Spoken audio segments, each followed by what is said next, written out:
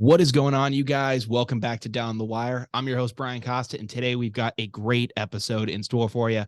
On today's episode, we will be discussing the impact of MLB's newest rule changes, as well as Manny Machado's contract extension with the San Diego Padres, and finally discuss the future of a select few NFL quarterbacks. But before we do all that, I'd like to first welcome back to the show another special guest. He works alongside me recording games for Bryant Athletics, and he is a great sports mind. Ethan Moulder, welcome back to the show. Thank you. It's good to be back. Absolutely, man. Kind of just getting back into the swing of things. Unfortunately, right now it looks like our time, recording Bryant basketball games, at least for this year, is going to be over. That's true. I mean, you're a senior too, so this could be one of your last games, possibly. Very true. I mean, I'm looking into things for grad school right now, looking at different things like that. But at least on the recording end, you might be right. This might be my last rodeo. Kind of bittersweet. Yeah, a little bit. It was a tough ending too. I mean, oh yeah, for the boys. And that's the thing too, is like they played so good in that game against Vermont, and it was a 4-point game at the end. We had the lead at times late in that game, and just to see it kind of all end like that was the tough part. And I think the worst part of it all is that this team has struggled this year. I mean, it's not going to say it lightly. They have struggled, especially on the road this year. They just have not been able to figure it out there.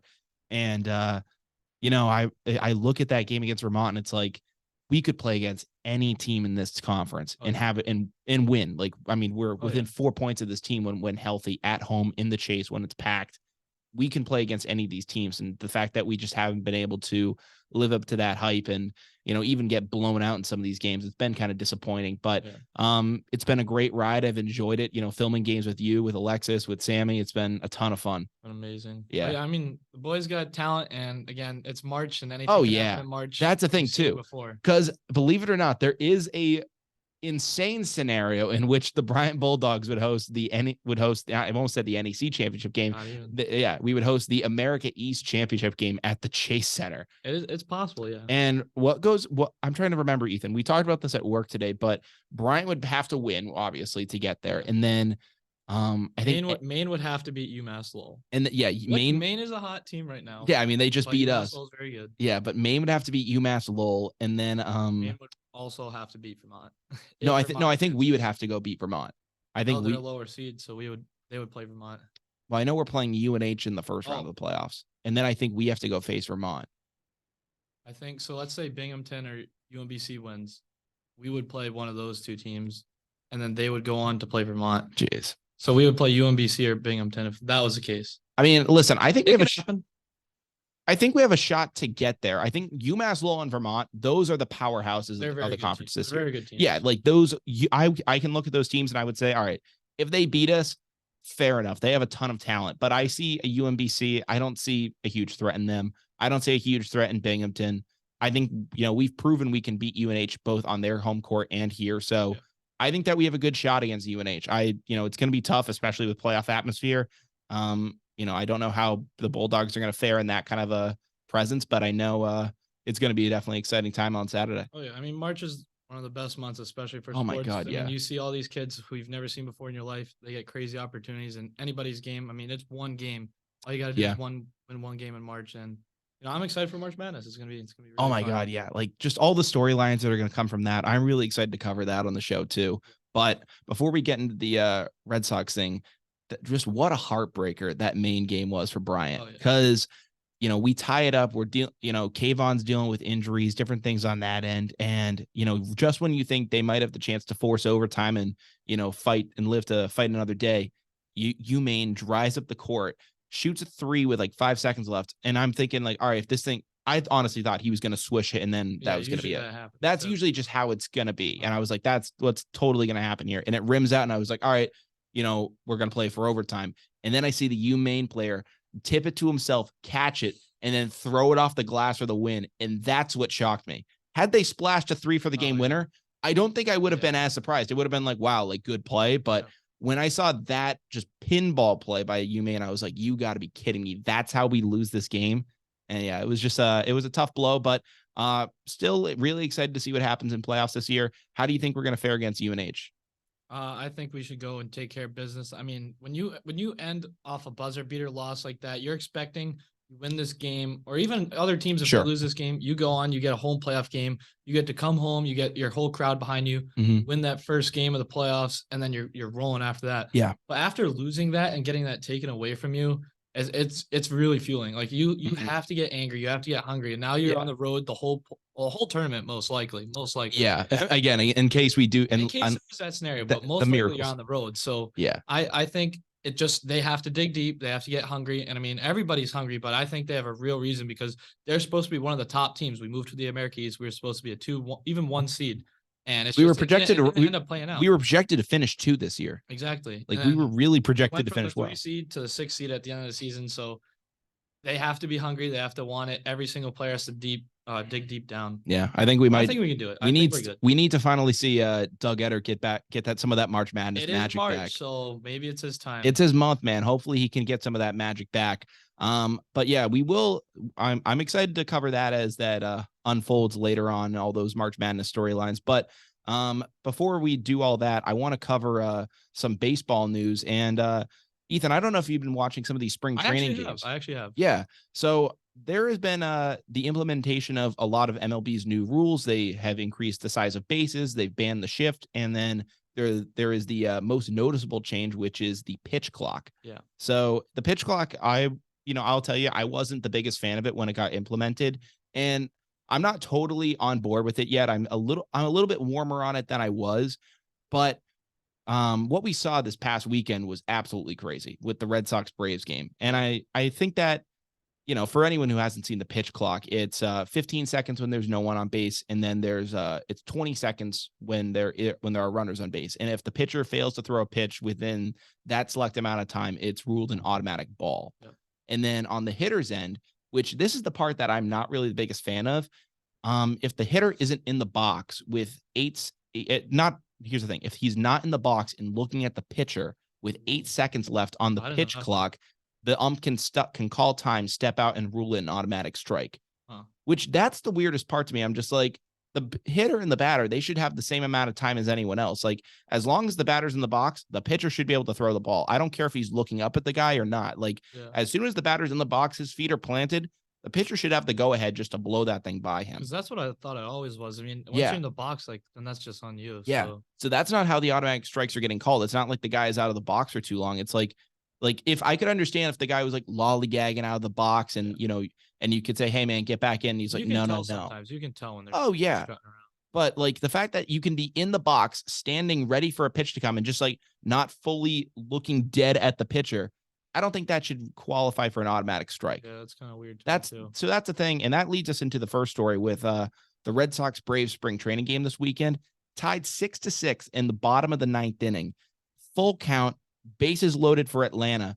And they had a hitter at the plate. His name was Cal Conley, and he was in the batter's box. And I guess at that 8-second mark, he wasn't looking up at the pitcher. And in a tie game, full count, bottom of the 9th, 2 outs, literally the dream scenario for any hitter. Like you think of those dream scenarios in baseball, and it's like, that is the scenario that every hitter and pitcher comes up with. And the fact that the umpire is able to now call timeout, steps out, ends the game. And because it's spring training, they don't play extra innings. Yeah. So that game ended there. But, in the regular season, that is a great opportunity that just got wasted. Yeah. And that happened. I can't believe that happened this weekend. So it's actually a good thing that happened, is because now, like, you can use that as an example and see, like, all right, how does that make you feel? Like, how does an ending like that make you feel? Because I'm just thinking that in like a playoff game, how crazy that would be. Oh my God. And that's the thing, because I think that there have been a lot of fans on board with the pitch clock, and it's just like, and they were like, yeah, we need to speed up the game. And, I agree, but the game has been lagging, and I'm not like saying that we need to have these 3.5-hour games and all this crap, but we definitely need to do some things to speed up the game. And I understand the idea of the pitch clock, but I tweeted this out the other day, and I said, never underestimate the MLB's ability to have a good idea and then royally screw it up. Because I get the idea of the pitch clock. All right, we want to speed up the game. We want to make this better and more watchable for fans in the ballpark and at home. But in a game like that, in a time like that, to call that, I just can't get behind that, man. That's so tough to see.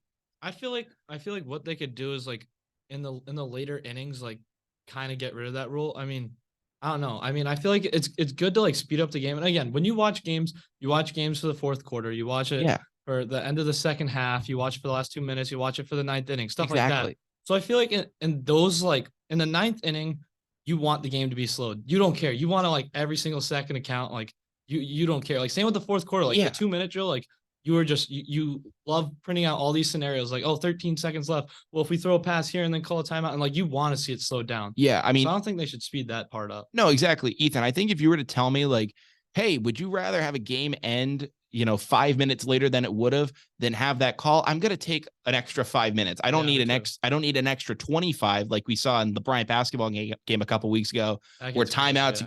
Yeah, that gets exhausting.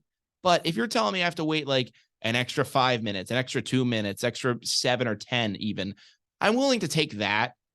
I guess I could take that in like, especially in a ninth inning scenario where the game is so close. If the pitcher needs to step off, check the runners, do things like that, I'm fine with the game slowing down in those areas. If it's the fourth inning, then it's like, okay, I get it. Yeah. But in the ninth inning, when it's the most crucial, I want to enjoy that thing. Like that's something where you need to step back and just like let that thing play out, man. Mm-hmm. So I would say what I would do is like, I mean, I don't know if they would do that, but I think it's a good idea. I mean, you run it through the first through the eighth inning, even maybe not even the eighth, but definitely the ninth inning, you get rid of that and you just let the game be the game. Cause again, the MLB's thing is you're trying to bring in new fans, but you're also trying to keep the fans. Yeah. The fans they have now, they like the slow game. So yeah. And it's not even about them liking the slow games, but I just don't want it to become like where the pitch clock becomes like this thing that's just overly used. If there's a guy on the mound that's like taking forever to throw the ball, then say, all right, that's a ball. And like that was already a rule that was in the MLB's rule book, but the umps never enforced it. It used to be, I think the old clock per se used to be like 24 seconds for a guy to throw a pitch. And if he didn't throw a pitch in that time, the ump could rule ball. But they just never enforced it because it was just kind of just like one of those things that was discussed like that. They never did it. And yeah, I just wish they would actually, I wish they kind of would have done that then, and maybe it would have sped the game up in a little bit in that. But I don't know, man. This has been a rule. It's been around in the minors for a couple of years now. I know you work for the minor league team, and like I've gone and watched them, the Blue Sox, and like watching those games, it kind of worked there. Though. Oh no, I will say this in AAA, it works, and I'm not even the biggest fan of it in the minors, but as being someone who worked with them last year, and you're working selling 50-50 raffle tickets, you're working at a concessions table.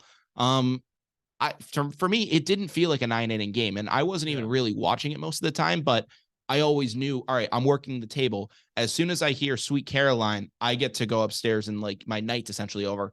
And from being at a Red Sox game and, having that play out to get to Sweet Caroline versus working at that and having to get there, it didn't feel nearly as long. And obviously it wasn't. I think they've said spring training games this year, they're like an average of like 30 minutes less than they have been in the past. So that's pretty good. So yeah, the clock's having its intended effect. It's working. Yeah. But it's crazy times, man.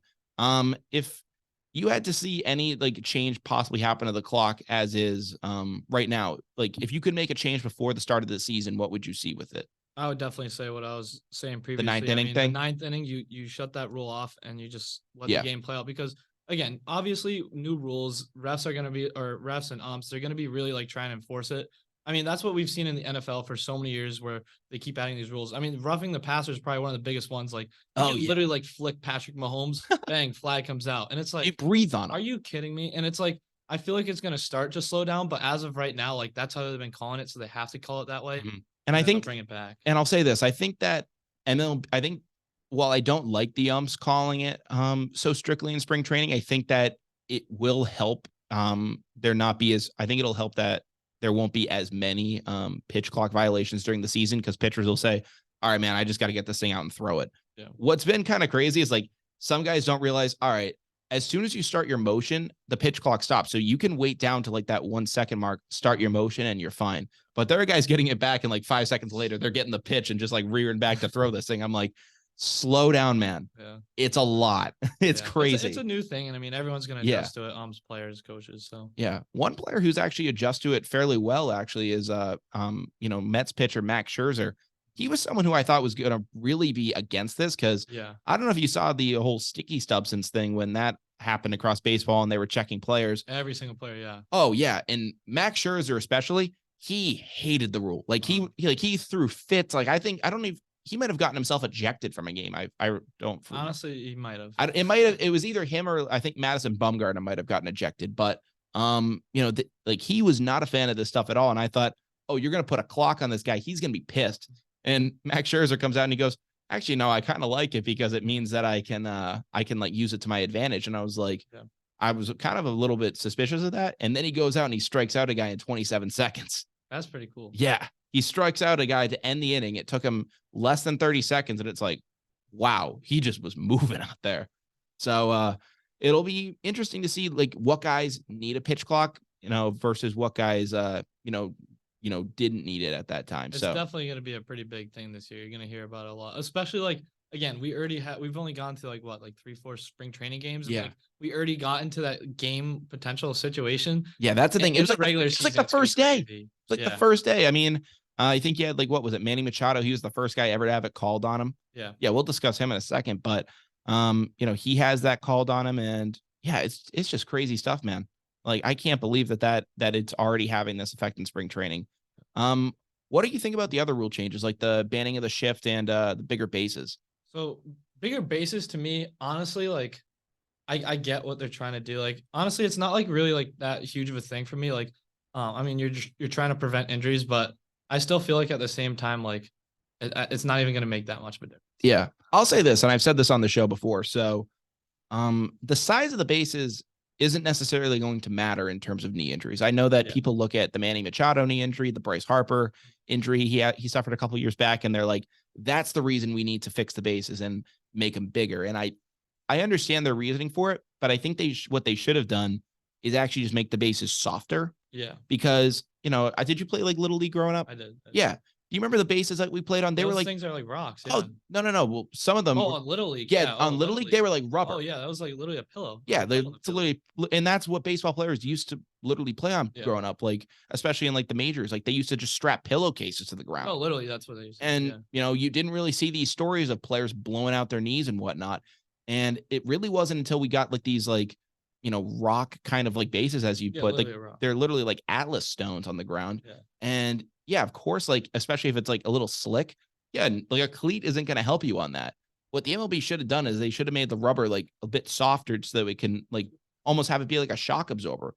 And like, I will say this, that isn't a take from my own. Like, I have to give credit to where it's due. That's from my buddy on TikTok, Hey Kami, aka Joel Flam. So he's a baseball guy over there. Go give him a follow. He knows a lot of stuff with that. Yeah, I mean, what are your thoughts on the shift?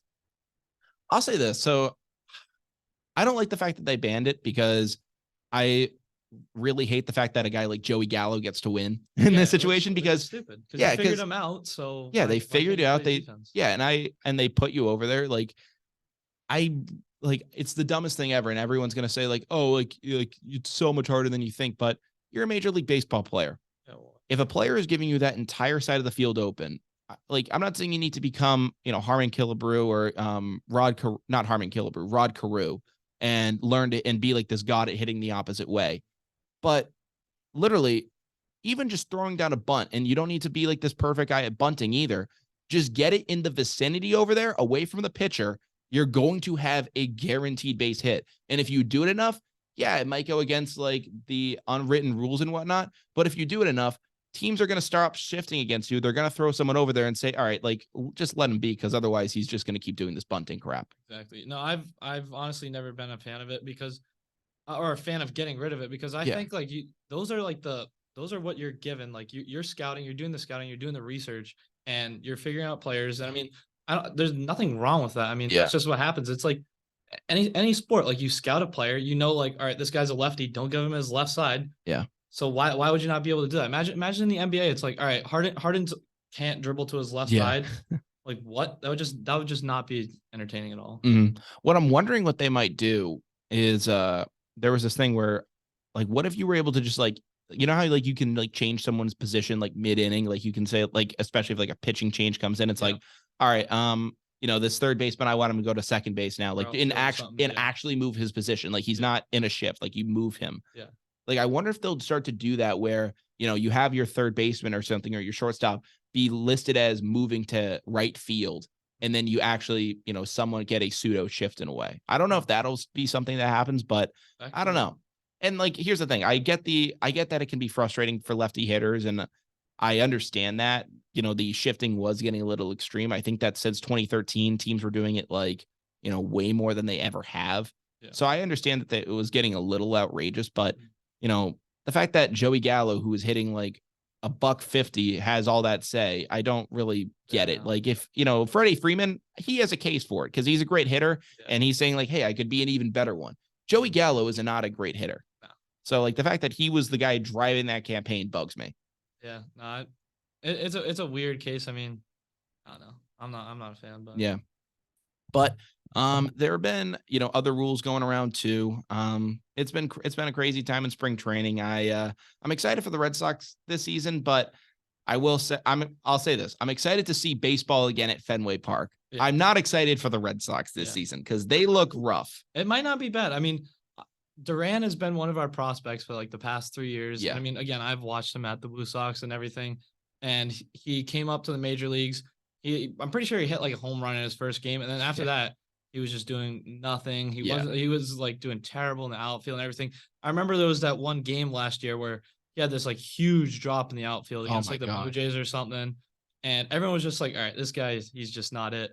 But this spring training, he's been looking really good. He's been making good contact. He's been changed up his stance a little bit. Yeah. So I don't know. There's potential there. Also, Alex Verdugo. Doogie's looking pretty good too. Mm-hmm. This could be a potential breakout campaign for him. Someone I'll say to look out for too is Emmanuel Valdez.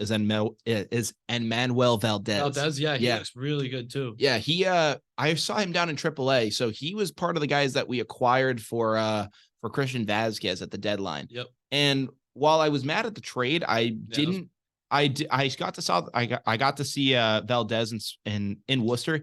He hit a home run in his first at bat, or I think it was his second at bat rather. Really? He's a good prospect. His stance is literally that of Juan Soto. Yeah. Like it's weird because he used to have Rougned Odor's kind of batting stance, and that's kind of the player he reminded me of more.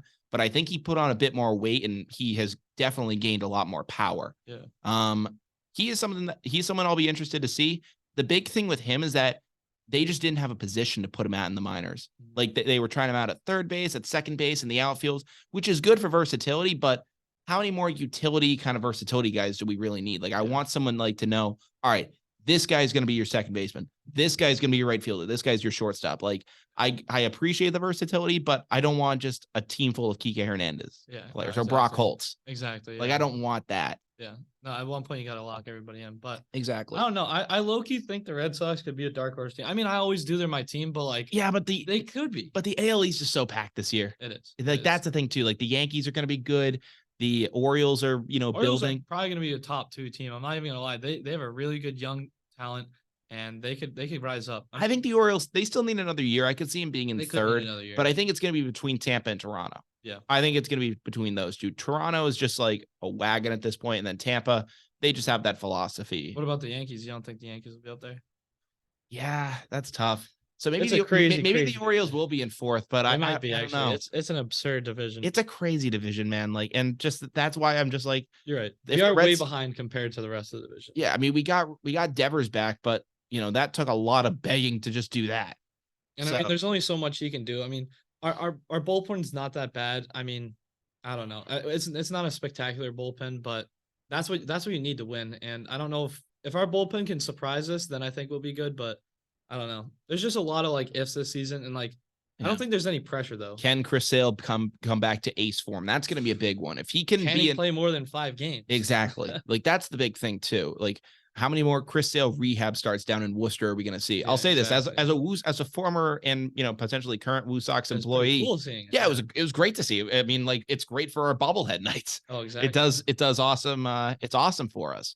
But yeah, it's just it's tough to see. So I'm excited to see how the pitchers work out this year. Guys like Brian Bayo, who's the other guy? Brian Mata. Yep. So I'm excited to see those guys. But yeah. I guess we'll just have to wait and see how the team, pans out this year. But another team that is, definitely going to make a impact this year and, going to have a potential chance to win the World Series. That is the San Diego Padres. and they just locked in their one of their superstars. Manny Machado inked an 11-year, $350 million extension to stay in San Diego. And man, the Padres, man, they are just paying out right now. I mean, they got Bogarts for 11 years, 280. They got Soto. Oh my God. Well, they got Soto in the trade, and then but they're just paying like so much money. Like it's crazy right now. But I feel like this team like is obviously like a top 3 team. Roster wise, it's the number one roster in terms of talent. I just this team needs to be talked about, and like absolutely. They have so much pressure on them. If this team can't win, that's absurd. Yeah. Like that's absurd. Yeah. They have such a stacked roster. I mean, you do have the Philadelphia Phillies though. So that's going to be a stacked team. You got the Mets. I mean, like, I really don't see too many American League teams. I mean, the Astros will give them threats. I mean, they're the defending champs, but you are right. Like they have all the talent in the world, and now they're going to have a full year together to gel and actually play as a team. So the addition of Bogarts is going to be crazy too. I mean, wait. So was Tatis? Tatis wasn't on the playoff roster because of the no, I know. So when is he eligible to play this year? Is he eligible? I think like May. Yeah, because I think he still has like a while to go because he returned from injury and then he got the PED ban, and I don't know how long that lasts, but it was like an 82 game ban, so he's probably going to be out to like May, June-ish is my best guess is when he'll return. Which will be fine for them. I mean, I really don't think like you're going to worry about that at all. Yeah, he'll get time to, kind of warm up in spring training because he can actually participate in that stuff. Oh, he can? Yeah. Like, because when A-Rod got suspended for 2013, he was able to go to spring training that year. So he'll be fine. I mean, but yeah, that roster's just loaded. I still don't even know why they brought in Bogarts, but I don't know. I mean, you already have Tatis at shortstop, so I think they're going to send Bogarts to the outfield or something. I don't think they'll send Tatis to the outfield. Oh yeah, that's what I meant. Bogarts will stay in the infield for sure. Yeah. But yeah, the idea I think is that they will put Tatis in like right or something at some point. Yeah. So that'll be interesting to see how that works out.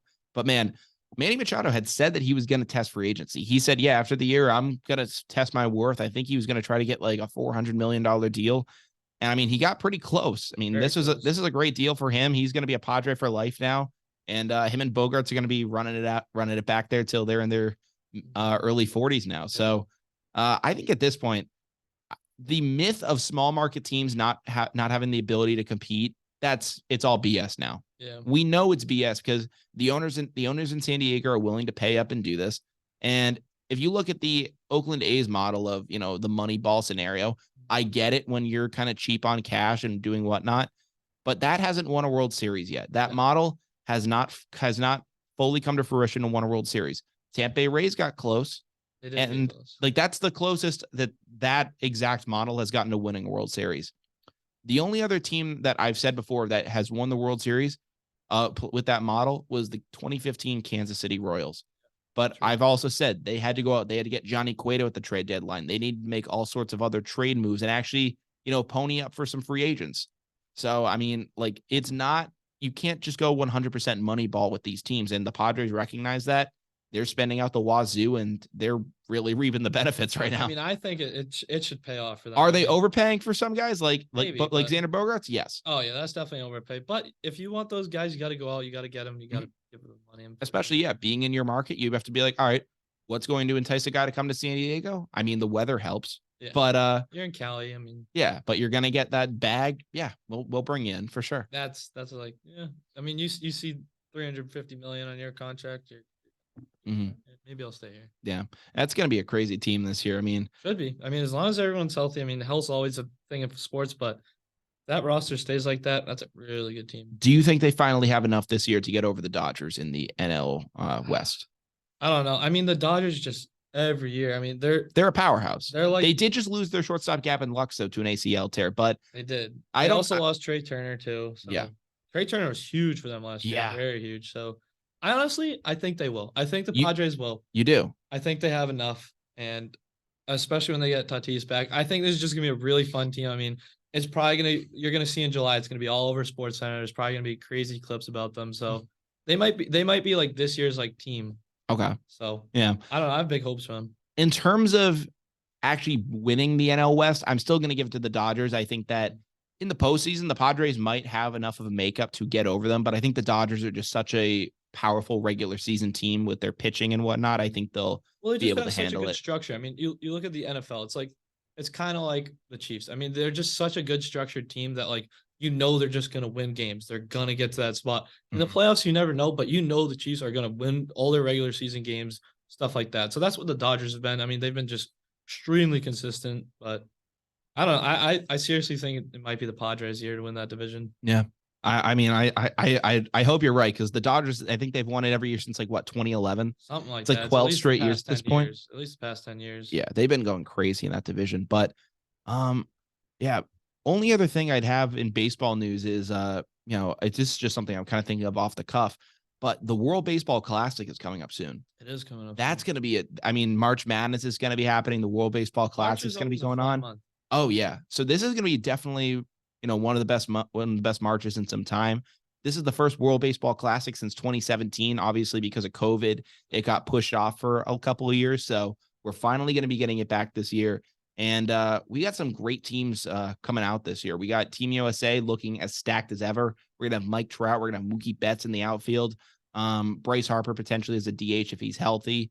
All around the diamond offensively, I think we look great. The only downside, I think, is our pitching. Yeah. Because I think like right now, I think Adam Wainwright or something is our ace. And I think we have a couple guys from we have like that Giants pitcher. I can't think of his name right now. But in all, our pitching is what's going to be our weak spot. We had guys like Clayton Kershaw and Nestor Cortez on the roster, but they just dropped. Oh, they dropped? Yeah, so they dropped. So that's the problem for us. So I want to say that USA has a chance to run it back. I think they could get to the title game. Yeah. But man, if you look at the Dominican Republic's roster this year, they are absolutely disgusting. I think they have Jose Ramirez third. They have Pena, the kid from the Astros who just won the World Series MVP at short. They have trying to think who they have at second, but then at first he got Vlad.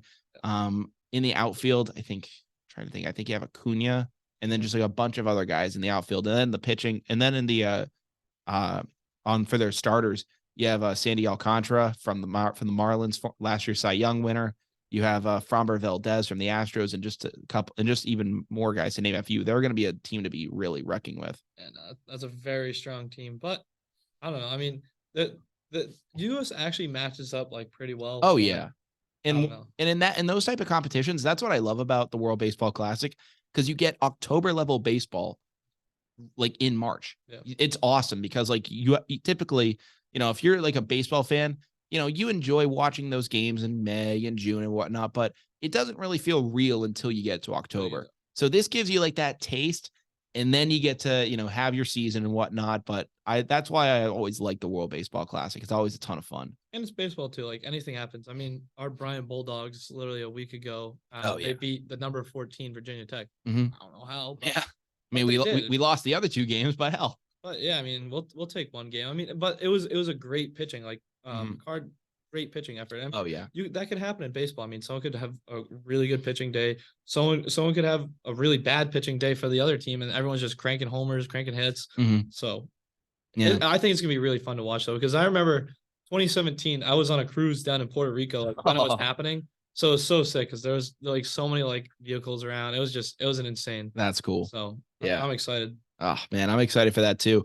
There's a lot more countries I feel like that are in it this year. Like I saw on like TikTok or something, I think the Czech Republic has a team this year. Really? And like, what are they even gonna have though? So I looked it up, and like the MLB was like, they did like a thing on it, and like the players, like they had to say like their name and their position, and then they said what their occupation away from Team Czech is. And I like some people said like, yeah, I work for marketing for the team when I'm not on the team. Like one person says I'm an accountant, another guy said, yeah, I'm a school teacher. Like, so like these guys are just chilling out there, like, yeah, I'm gonna go play for my country right now. They saw like the local thing on one of the polls, and it's like, all right, come play for our team, and they were the first guys to grab them. They were like, yeah, sure, why not? Why not me? Like that's actually really funny. Like, maybe one of those teams will win though. I mean, no shot. They're the worst team in the bracket. They're gonna get killed. No, they won't. They're a team There's of no hope. They're a team of no St. Peter's luck right there. No, they're a team of yak farmers going against. I mean, these guys do this for a living, and they're the best in the world. So. Exactly. They're gonna get waxed. You're not seeing any miracles here. But I will say this. That's kind of what we have in terms of baseball news. I'm going to transition things over to NFL now, if you're cool with that. Oh, yeah. But yeah, before we do that, I want to just say, if you're not falling down the wire at this point, make sure you guys go follow us on Spotify, Apple Podcasts, all those streaming platforms, as well as on Instagram. That is at down.to-the-wire on Instagram. And you can find all the links to our streaming platforms on there, like our YouTube, the streaming stuff that I mentioned, and also just get updates and stuff on the show, little clips here and there. It's always a ton of fun. So definitely go follow that. Ethan, do you have anything you want to shout out? Yeah, I mean, if you want to follow my Instagram, it's Ethan Moulder 20. Nice. Straight up like that. Yeah. Nice. All right. Yeah. Awesome, man. All right. In NFL news, we got so we have Carson Wentz and then Marcus Mariota, respectively, formerly of the Washington Commanders and Atlanta Falcons.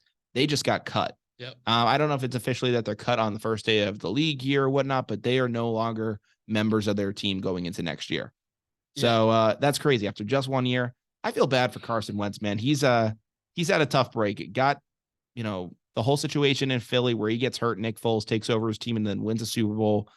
Then he can't get it together, deals with injuries, then goes to the Colts, actually puts together a pretty solid year there, but flames out, I think, against the Jaguars in the last week of the season. Oh, yep. They missed the playoffs, and now he's in Washington, and he only managed to play 8 games this year because he dealt with an injury. And, you have Taylor Heineke behind him. He just has not been able to catch a break at all, man. No. I mean, you think about it, too. Is his year with the Eagles were fantastic. And he was an MVP candidate. He was putting up an MVP candidate. And if he doesn't get injured, he wins MVP over Tom Brady, yes, too. He does. I mean, the team was fantastic. He was fantastic. And then, boom, right there, that's when his career just completely took another in the Coliseum. You're going against the Rams, and it's like, oh, my God. And it was just never the same sense. Like, I just don't understand how such a good player, and then he just dropped off. But like you said, for the Colts, he didn't have that bad of a year. No. I mean, he was a serviceable quarterback. He was good. Yeah. I mean, one more, like, honestly, if you make the right play, they go to the playoffs. So it's just like, I don't know. I mean, but that's how it is in the NFL now. Everything is very, like so quick. Like, people will, like, bail on a quarterback like their first year. Like, this quarterback's bad year 1. We don't want him. Get a new quarterback. It's like, hold on a second. Unless he's a rookie. Like, you look at Justin Fields. I'm not like the biggest Justin Fields fan. Sure. But his rookie year was not a good quarterback. No. Beginning of this year, not really good. All of a sudden, he hits this peak, and he's one of the best running quarterbacks we've ever seen all time. And now the Bears want to keep him. Yeah. I mean, the dude ran 200 yards in one game. That was absurd. I mean, the Bears are now considering trading their first overall pick because they're that confident in the guy now. It's crazy. Like, what? So I think you just need to give your quarterbacks a few years. Me personally, I was a huge Danny Dimes fan. I always said he was the second best quarterback in that draft behind Lamar. And he's panning out pretty well. And I think the Giants should pay him. I mean, he's doing good for the Giants, but this is going to be a crazy free agency for quarterbacks. I mean, again, you just saw the Falcons open up. You just saw the Commanders open up. The Raiders need a QB. The Jets need a QB. The Bucs need a QB. The list goes on. There's literally like 15 teams that are going to have a QB change. Mm-hmm. Yeah, it's crazy, man. I just looked it up. Carson Wentz is 30. 30. He's 30 years old, man. That's crazy. I mean, I remember when he came in the league as a rook. Yeah.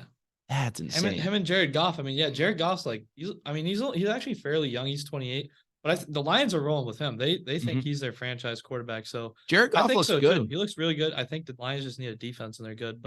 But man, I gotta wonder. Do you think Carson Wentz actually will have another shot as a starting quarterback in the NFL next year? Do you think he'll have another shot? I think if he's ever going to have another shot, it's going to be this year because there's so many openings for teams. And if the team can't find a quarterback they want, like, let's say Derek Carr's off the board, Aaron Rodgers off the board, Lamar's off the board, Daniel Jones off the board, there's going to be there's going to be teams that are searching for a quarterback. And they're like, all right, well, we got to go with Carson Wentz. I mean, he's the best on the board at that point. So I think if he does start again, it's going to be next year. And if he doesn't get on a team next year, then that's it for him. I mean, he'll end up going the backup route probably because he's not a bad backup. No, I don't think he is at all. But starting, I don't know. I mean, it's a very quick league. People want to move on. There's a lot of great young QBs that are coming. Bryce Young, CJ Stroud, Will Levis. So there's a lot of young QBs that are ready to play. Once you're on that second contract, nothing's guaranteed anymore. As a rookie, it's like, all right, we'll give you, 1 year, 2. If it's not working after that, we'll, potentially consider moving on. As soon as you're on that second contract and you're not like a surefire thing, they will be very quick to get rid of you. So I don't know. There's always somebody else waiting. What is a team you think he would be the best fit with? I would say definitely a team he would not be best fit with is the Jets. Way too much media hate. This guy needs to go under the radar. And I think honestly, a good sleeper team would be probably the Bucks. I think that's what I was the thinking Bucks too. would be a pretty good team because he has insane amount of talent. Honestly, nobody's talking about the Bucks open QB spot right now. That is a crazy amount of talent. You have Mike Evans, who's one of the best receivers in the league for the past few years. Chris Godwin on the other side. I mean, they just released Leonard Fournette. That means they're giving the keys to Rachaad White. I mean, you have a solid line. You still have Tristan Wirfs, one of the best left tackles in the league. And you also have a pretty good defense too. You put Carson Wentz there, it's going to be hard not to succeed. And then you can really see. And I'll say that too. Like, I mean, I know Brady and them struggled in that division, or just in the conference, but the NFC is, much weaker than NFC South is one of the worst divisions in the league right now. And just the NFC in general is much weaker than it has been, ever in our lifetimes. Like for all of our life, the AFC was always considered the weakest conference. Like you had Brady, you had Manning, and then you had Rodgers. You had Roethlisberger and you had Rivers. Yeah, that was it. The drop off between Brady and Manning to Roethlisberger and Rivers was always a huge one. Like you were never going to see Big Ben really upset Brady, and then Phillip Rivers just kind of existed. That was pretty much the situation in the AFC for all those years. And now you got Mahomes, you have Herbert, Joe Burrow, Lamar Jackson. I mean, it's stacked. It is stacked. But then when you look in the NFC, it's like, all right, like really, like I know the Eagles are going to be great next year. The Giants will probably have a good season. The Niners, and then like there are teams like the Vikings, but like none of those teams are like that insane to me. And it's not as stacked as the AFC. AFC is ridiculous. Yeah. So I think that Carson Wentz, he could go there. I think he could win the division down there. I think that that would be the best bet for him. I think that'd be, but like a lot of things are going to change this year depending on where QBs go. I mean, first of all, you look at Lamar. Lamar's been one of my favorite players since his high school days. What do you think they should do with Lamar? Because they want him back. They want him back really bad. I mean, why would you want to let a guy like that go? And honestly, I think the Ravens is the best chance for Lamar to win. Yeah, I would say Lamar. I would say he should stay with the Ravens because I think that's at least been a team that's proven they can, win with that they can, make a game plan that works for him. Harbaugh at least understands him as a quarterback and does seem to get his strengths. I've seen the things about him going to the Jets, and I'm just like, Lamar, if you know what's good for you, not even about me as a Pats fan saying, hey, don't go to the Jets. If you're Lamar, man, I just don't like your career is just going to go down the tubes if you go to New York. Like they just don't know how to figure out quarterbacks. So I would say stay out of there. If you were to go to any team, I mean, you could look at maybe Miami if they want. If they wanted to move off Tua, you could maybe go to Miami. And then, the other quarterback who just got cut was Marcus Mariota out of Atlanta. Yep. If he wanted to maybe consider going down there, it is the weaker conference. So if you get him in that conference, like maybe you could potentially do some damage there. I mean, you got Kyle Pitts too, is a really good young tight end. So you could build a similar kind of Baltimore offense with Kyle Pitts and then get another tight end. London too. I mean, you just bring in one more receiver. I mean, that's a pretty good start. Yeah, but I don't know. I think the Ravens will probably extremely overpay him and keep him. But again, I thought when I heard like during the playoffs that Tua he had like another concussion or something. Like I don't know. I think this man should seriously like to take a step back from football or something. Sure. But I don't know. I mean, he really wants to play. He's honestly another good quarterback too. I mean, he had a spectacular year. Yeah. I mean, I think he only lost like one game this year when he started. Yeah, he's been incredible. So what do you think about Rodgers? Yeah, so that's an interesting story. Yes, he just came out of what was it, a darkness retreat? Darkness retreat. It was 3 days and it was literally just pure darkness in a room because it triggers the DMT like senses in your brain. Okay, Joe Rogan. Yeah, no, he's like all about this like weird stuff. So Jesus. Yeah, I mean, Rodgers is always a weird cat. I mean, I get I will say this. I think the media does give him a bad break. And, I like seeing him going. I like to see him when he goes on a Pat McAfee show because I feel like Pat gives him like a fair shot. The media has their narrative with him and they're going to throw whatever accusations that they want at him. And he's just like, all right, I'm going to tune this out. But then you see him on Pat McAfee and he's kind of like a different dude. Oh, yeah. So he actually came out. I think he said that, he exited the darkness retreat and that he's going to have a decision on his future coming soon. As of right now, I don't know if it's in the best interest for him to return to Green Bay because Green Bay's GM just came out and they said, yeah, we're ready for Jordan Love to be the starter. Mm-hmm. And I'm like, all right, if that's what you believe, we'll see what he's got. I think that, he showed some flashes in that Philadelphia game when they were getting blown out and Aaron Rodgers got hurt. But I don't know if that's the best move for Green Bay. I mean, I thought he was going to be gone last year. Sure. I don't know how he ended up back there, but I think he's got two options. I mean, again, everybody's been saying the Jets because the offensive coordinator, that's been his boy, Matt LaFleur. And I don't know. I don't want to see anybody. Oh, you mean Nathaniel Hackett with the Jets? Or Nathaniel Hackett, that's what I meant. Yeah. So I just don't understand why anyone would want to go to the Jets. I think his best option is the Raiders. I do agree. That would be a crazy team. I think the Raiders would be a good fit for him. Reunited with Adams. Yeah.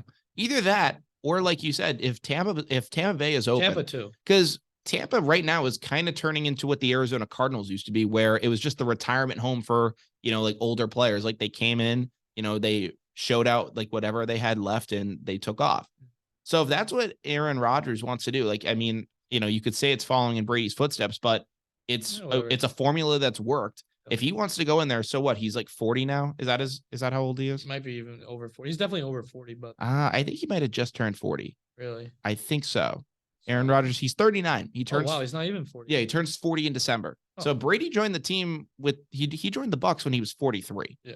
And I'm not saying that Rodgers Brady is a different breed. Yeah, exactly. And it's a different type of body, different quarterback, but I mean, Rodgers just won 2 MVPs 2 years ago. And I think I said the Raiders, the Bucs, obviously, but yeah.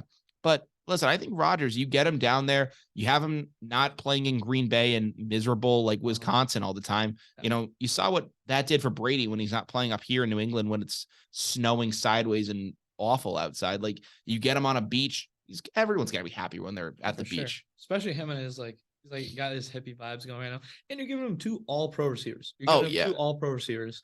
So that's the thing. When you're throwing to Alan Lazard for the whole year and trying to make Christian Watson work, of course you're not gonna look like the greatest quarterback ever. Like you're not gonna look that great.